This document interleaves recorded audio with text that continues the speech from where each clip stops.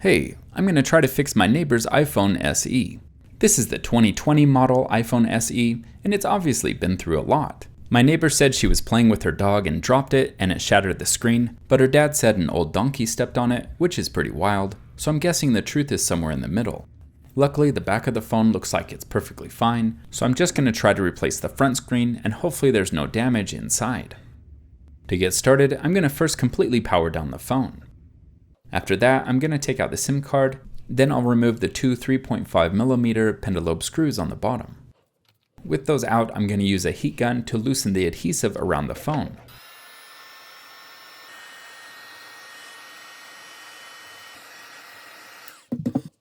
Next, I'll use a razor blade to pry up the screen so I can fit in a plastic spudger.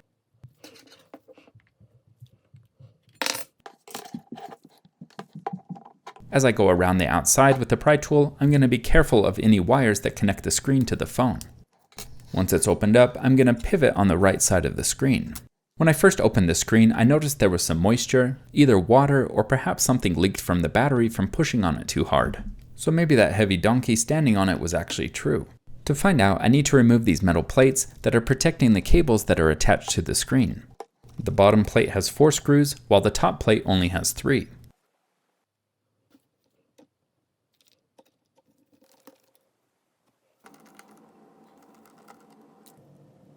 Underneath the plates are the connections for the cables, and they can be disconnected by rotating the spudger.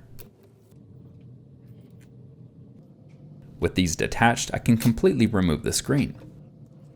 I'm going to set the motherboard aside for now, then I'll take out the 4 screws on the plate near the thumbprint reader. As a side note, there's tons of little screws in these iPhones, so I want to make sure I keep them organized. I use a magnetic mat so they don't slide out of place, and I line up the screws to their location on the plate. I'll have that magnetic mat and all the tools I use linked below. It looks like there's adhesive and a cable holding down the thumbprint reader, so I'm gonna disconnect the cable, then I'll use a heat gun to loosen up the glue.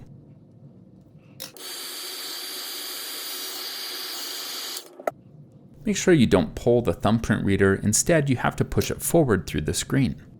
I'll set the reader aside, then I'm going to remove the 4 screws around the outside of the screen. I'm removing these screws because sometimes the new screens don't have these metal plates on the back, so I may have to transfer it over.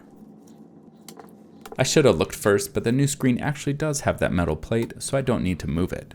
I have everything I need from the old screen, so I'm going to bid it a fond farewell and set it aside, then I'll move all the parts to the new screen, starting with the thumbprint reader. Before I install the metal plate protecting the thumbprint reader, I'm going to connect the screen to the motherboard to make sure that it works.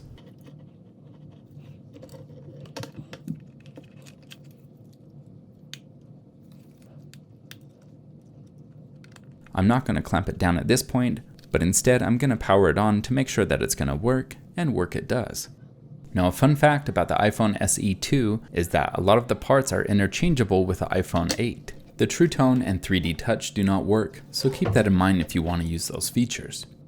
I'm going to take out the 2 screws from the back brace, then I'll screw on the plate that protects the thumbprint reader. Next up, I'm going to put on the 2 plates that cover the ribbon cables. If you've made it this far, you can see that this is one of the easiest iPhones to repair. So if you're on the fence about fixing it yourself, definitely give it a shot. It's so much cheaper to try to fix it than to buy a whole new phone. Again, I'll have the screen and all the parts I used in the comments linked below this video. As I was tightening these 2 screws, I noticed there was something in the charging port, and it looks like fur from an animal, maybe even a donkey. The mystery of this broken phone thickens indeed. I'm gonna throw in the SIM card and power it on one final time. And my friends, I'm happy to report that we now have a working iPhone SE. And let's all hope that my nice neighbors are able to keep their phones away from those donkeys and dogs. If this video helped you, please go out and help someone else. Thanks for watching.